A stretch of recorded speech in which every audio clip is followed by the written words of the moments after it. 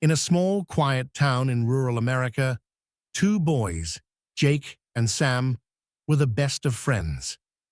They grew up together, completely inseparable, even though their lives were as different as night and day.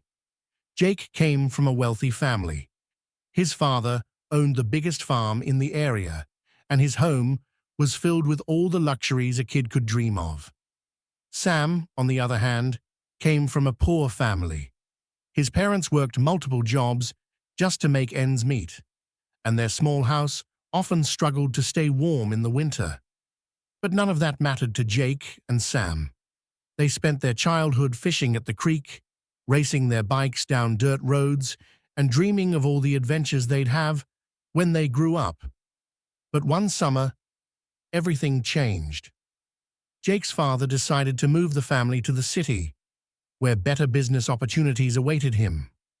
Jake didn't want to leave. He didn't care about the fancy life waiting for him in the city. All he cared about was his friend, Sam.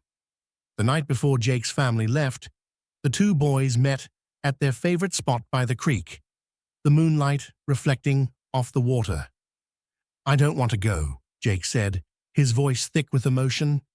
"I don't want you to leave either," Sam replied, trying to be brave, even though tears welled up in his eyes.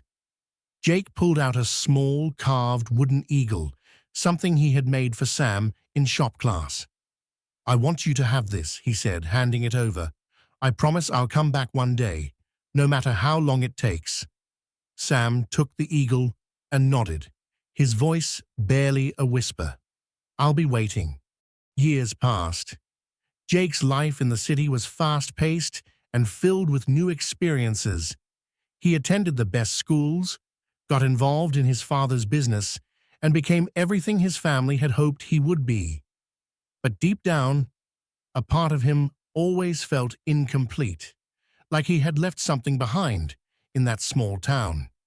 Meanwhile, Sam stayed behind, working hard to support his family. Life was tough, and many nights he sat by that same creek, holding the wooden eagle in his hands, wondering if Jake would ever return. The town didn't change much, but Sam did.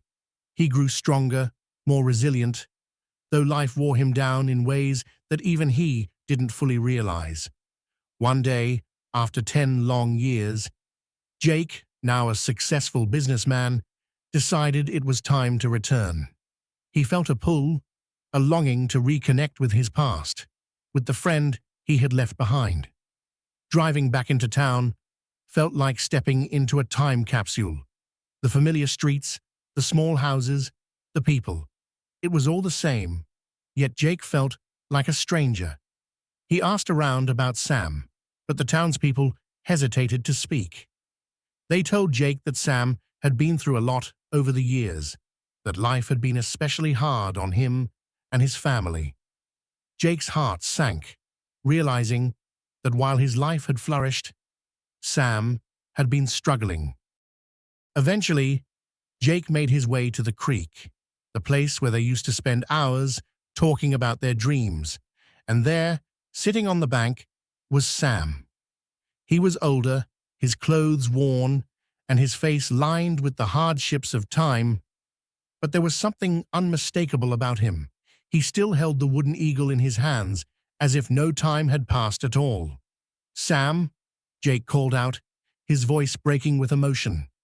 Sam turned, his eyes wide with shock. For a moment, he didn't move. Then a slow, warm smile spread across his face. "Jake, you're really here," he whispered, tears filling his eyes. Jake rushed over, kneeling down beside his friend. "I'm sorry it took me so long to come back," he said, guilt weighing on every word. "I got caught up in everything, the city, the business, but I never forgot you." Sam looked at him, his eyes filled with understanding. "I knew you'd come back," he said softly. "I never doubted it." Jake's eyes fell on the wooden eagle Sam was holding. "You kept it," he said, his voice cracking. Sam nodded, holding it out for Jake to see. It reminded me of you. Every time I looked at it, I knew you hadn't forgotten me. It kept me going, you know? The two friends sat there in silence for a while, the weight of all those lost years hanging in the air between them. Eventually, Jake turned to Sam, his voice thick with emotion.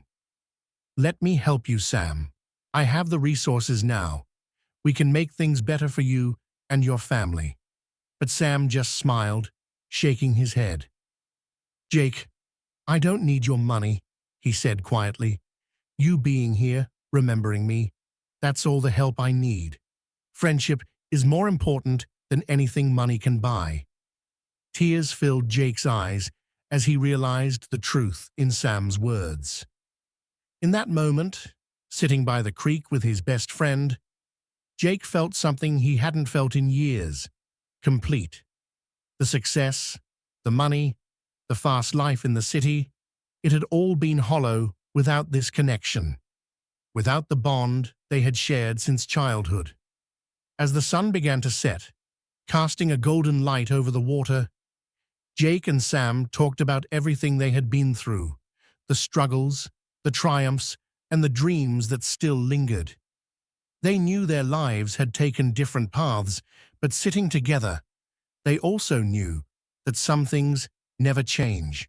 No matter the distance, no matter the years, their friendship had survived it all. And as they sat there side by side, they knew that the promise made all those years ago had been fulfilled. They were back where they belonged, together.